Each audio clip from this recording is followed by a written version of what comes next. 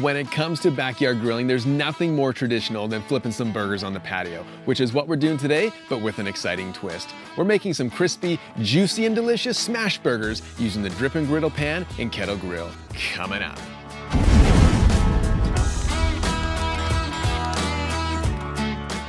Hey, welcome back to Adrenaline Barbecue. I'm Jabin Postal, and today at the grill, we're smashing down some burgers using the Drip and Griddle pan and slow and sear. And just like always, I can put all the show notes for you as well as the full recipe in the description box below. So make sure to click down there to see everything that you need for this cook.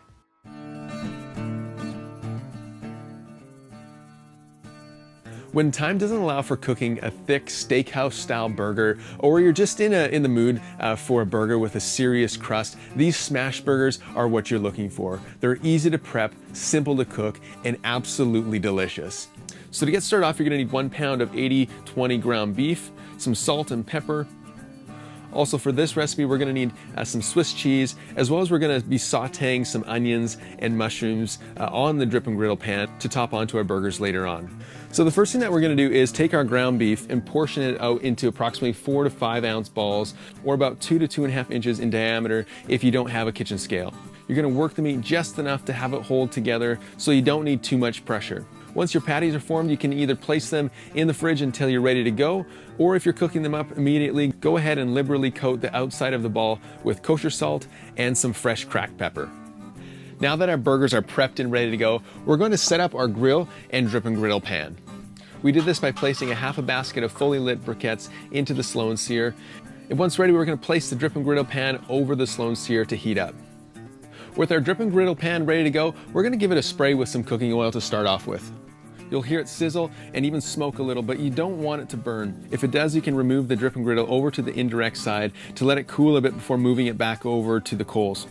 So we're going to place the formed balls onto the griddle and firmly press down using a large metal spatula or other type of press for about 10 seconds each. And when we press down, we want to make sure the patties become uniform in thickness, but not too thick. We're looking for about a 1/2 inch thick all throughout.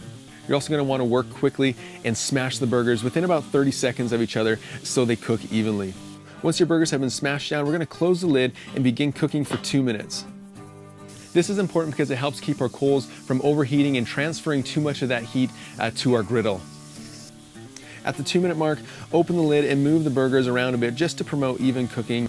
After another minute, when a nice crust has formed on the bottom and we see some of the juices bubbling up through the burger a bit, we're going to flip the burgers and continue cooking for another 2 to 3 minutes. Our burgers only have a minute left, and so we're going to place a slice of Swiss cheese onto our burgers to melt a bit before we get it onto our bun. So our smash burgers are all done. We're going to open the lid and get them off the grill.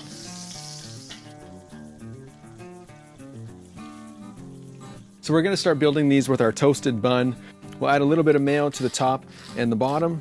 Then to that, we'll add our perfectly cooked smash burger patty. And if you want to double it up, go for it. This is better than making a thicker burger. Also to that, we're going to add some of our sauteed onions as well as our mushrooms. We're going to top it with our bun. And there we go. Look at that. That looks awesome, guys. I'm going to quickly make up the last burger here, and then we're going to be ready for the taste test.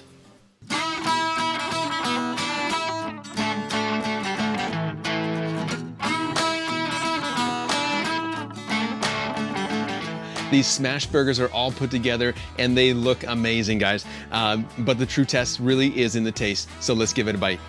Wow, this looks so good.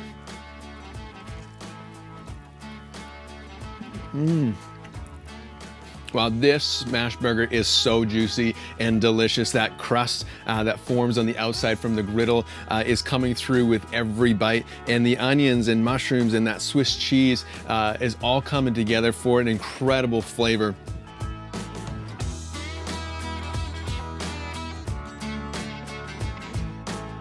With their crusty and flavorful outside and juicy inside, these smash burgers are gonna wow your guests and have them coming back for seconds in no time.